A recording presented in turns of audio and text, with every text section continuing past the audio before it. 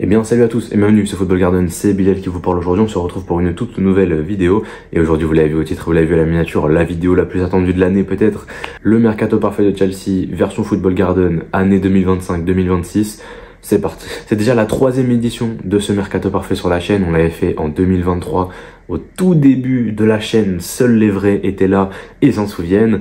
On a ensuite eu une version 2024 l'année dernière avec déjà un peu plus de monde qui avait suivi la chaîne, et cette année on est encore plus de monde. Donc voilà, j'espère que cette vidéo va vous plaire. N'hésitez pas à péter la barre des likes, péter la barre des abonnements, à partager la vidéo autour de vous et à écrire dans les commentaires, vous lâchez un peu votre mercato, etc. C'est toujours sympa.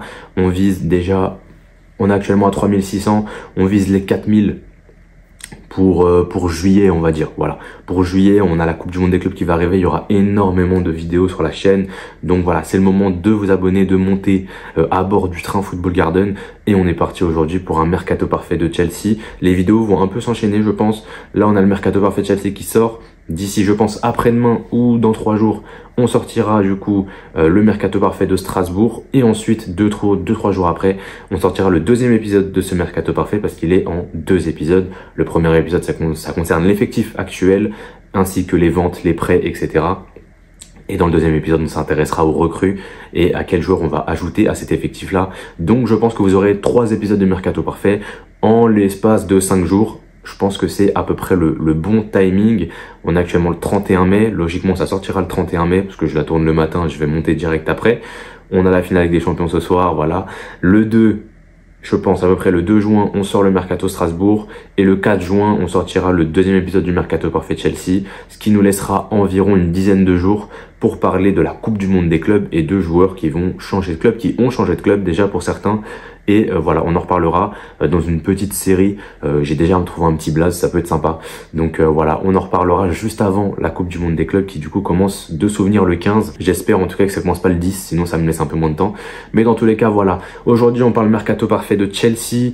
On a un effectif qui est quand même plutôt pléthorique si on compte les retours de prêt, si on compte également les joueurs de l'académie que j'aimerais bien voir partir en prêt. Ce qui fait qu'il y a beaucoup de monde. J'ai pas compté tous les joueurs qu'il y a, mais il y a du monde.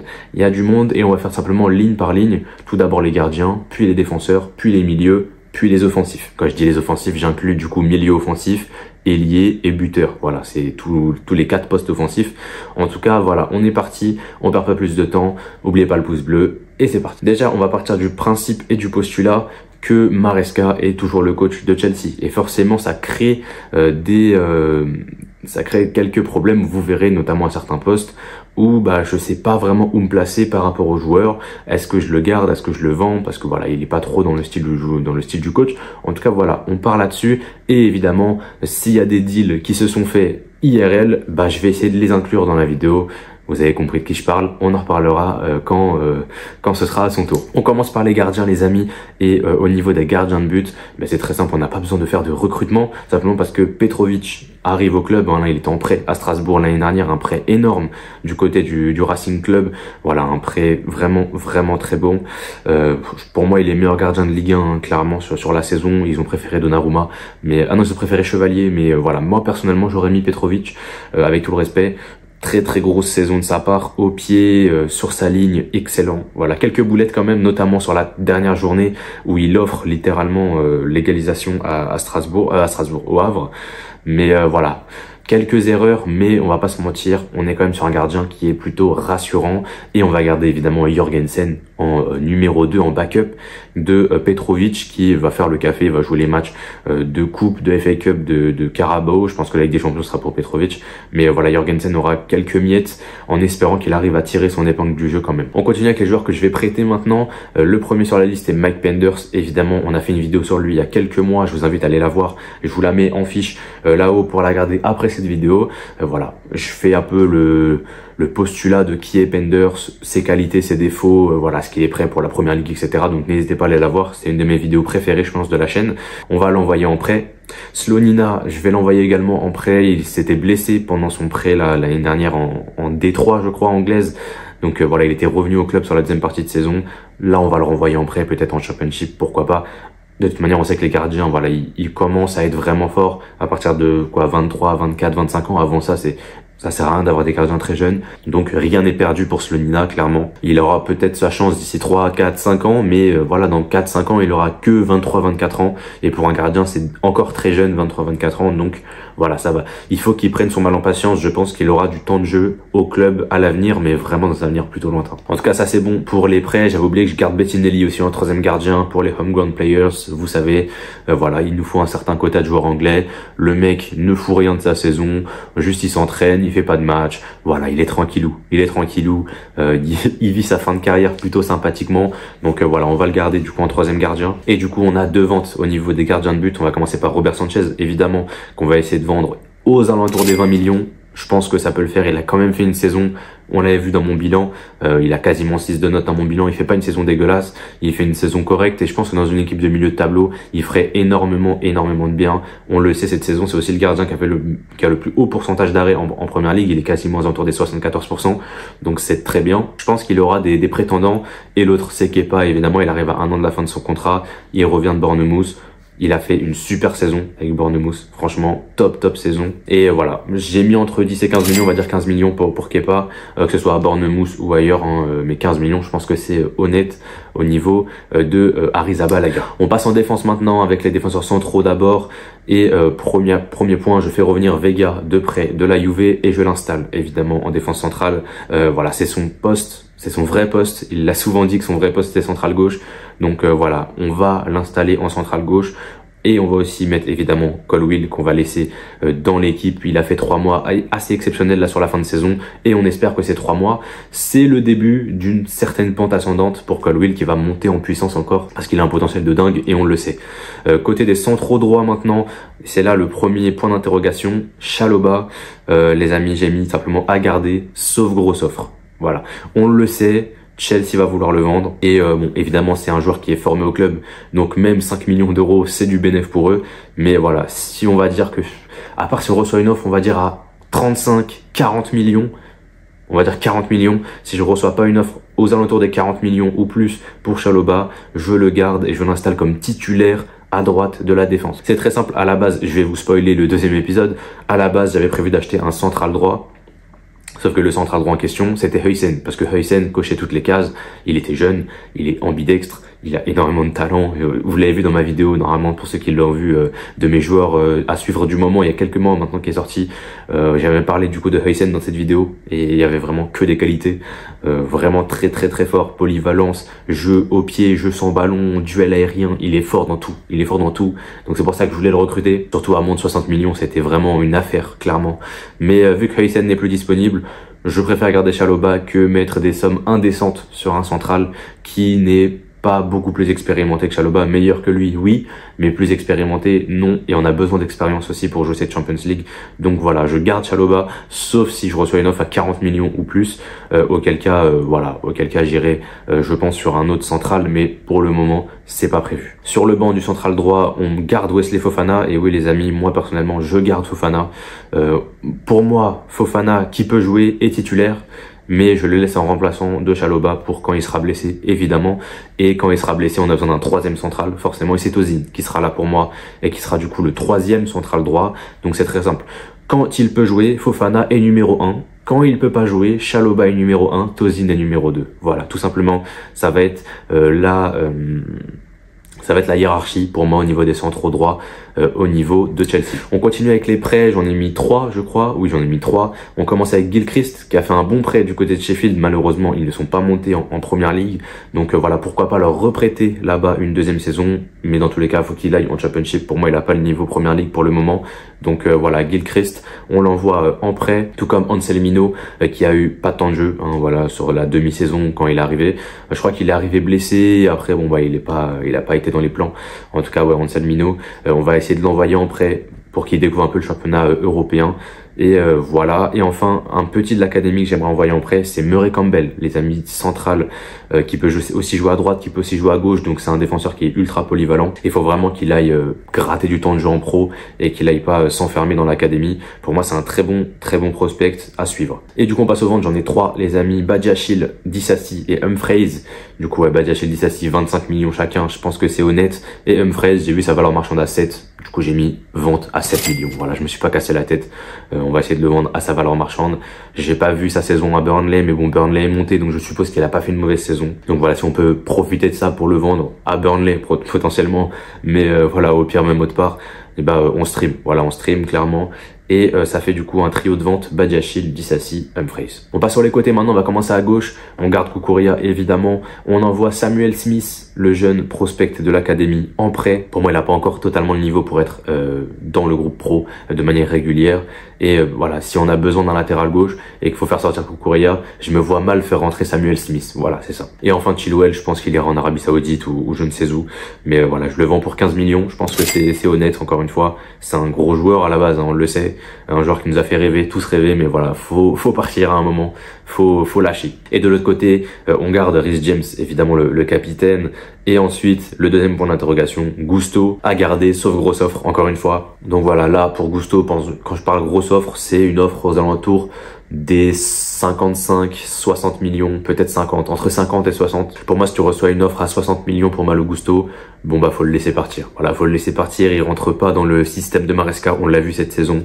Et pour moi, voilà, si on peut pas le brider de saison d'affilée, s'il veut partir et qu'il peut partir, faut le faire partir. Mais si on reçoit pas une grosse offre, bon bah je le garde en backup. Et dans tous les cas, le cas Achimpong va dépendre de Gusto selon moi. Voilà, si je fais partir Gusto, je garde Achimpong en numéro 2, qui pour moi a vraiment montré de belles choses. Et même en cas de blessure de James, peut apporter quelque chose pour moi, j'en suis persuadé, surtout à droite. Encore dans l'axe c'est compliqué, mais à droite, je pense qu'il peut avoir son rôle à jouer. Et si Gusto reste, je l'envoie en prêt, évidemment. On passe du coup au milieu de terrain, il y a un peu plus de travail, hein, les amis, avec encore une fois ceux qu'on garde, les amis, on garde Caicedo, on garde Enzo, évidemment, qui sont les deux titulaires de l'effectif. On garde également Esugo, qui vient d'arriver au club, enfin qui n'est pas encore arrivé, mais qui va arriver là d'ici quelques jours en provenance du Sporting et qui sera du coup une doublure. Je garde également Lavia en doublure. C'était un sujet de discussion au niveau de ma vidéo. J'hésitais beaucoup entre le garder en doublure ou l'envoyer en prêt pour qu'il aille jouer beaucoup ailleurs. Et en espérant que les blessures le lâchent, mais en tout cas voilà, on va le laisser pour le moment et on espère qu'il va plus jouer que la saison dernière, enfin cette saison qui vient de se terminer. Et ensuite je garde évidemment Santos qui vient d'arriver, enfin là il va arriver de Strasbourg, on va le garder évidemment. Et je garde également Carney Chukwuemeka qui va revenir de Dortmund, en espérant que Dortmund trouve pas d'accord avec Chelsea, parce que je sens qu'à 30 millions il va partir Chukwuemeka. Mais voilà, je pense qu'il a encore un petit rôle à jouer. On va voir, mais je pense vraiment qu'il peut jouer un petit rôle au club. Au niveau des prêts et des ventes, les amis, j'ai mis combien de joueurs en prêt? J'en ai mis 5. On a du coup Amougou d'abord qui va repartir en prêt. Pour moi, il a pas encore le niveau Chelsea, tout simplement. Et je sais même pas s'il a le niveau tout court pour arriver un jour au niveau Chelsea. Il m'a l'air quand même d'être un joueur un petit peu yaourt nature, donc on verra. On verra. Mais dans tous les cas, je l'envoie en prêt. J'envoie Kellyman en prêt aussi. Il a été blessé toute la saison avec l'académie. On espère que cette saison, ça ira mieux pour lui. J'envoie également en prêt Kiano d'ailleurs, un petit de l'académie, là encore, de 18 ans, qui est pour moi un top prospect, peut-être un de nos meilleurs prospects au club. Je l'envoie en prêt avec Raksaki, qui est aussi un des plus gros prospects du club. Donc voilà, la doublette là, je les envoie en prêt. Et enfin, Hugo Choukou, je le renvoie en prêt lui aussi. Ou alors je le vends si vraiment il y a grosse offre et qu'on puisse faire une belle plus-value. Mais pour le moment, c'est pas trop le cas. Donc du coup, je l'envoie en prêt également. Et enfin, on passe aux offensifs. Et là, les amis, il y a du travail. Il y a beaucoup de travail là, les amis, parce qu'il y a beaucoup de joueurs.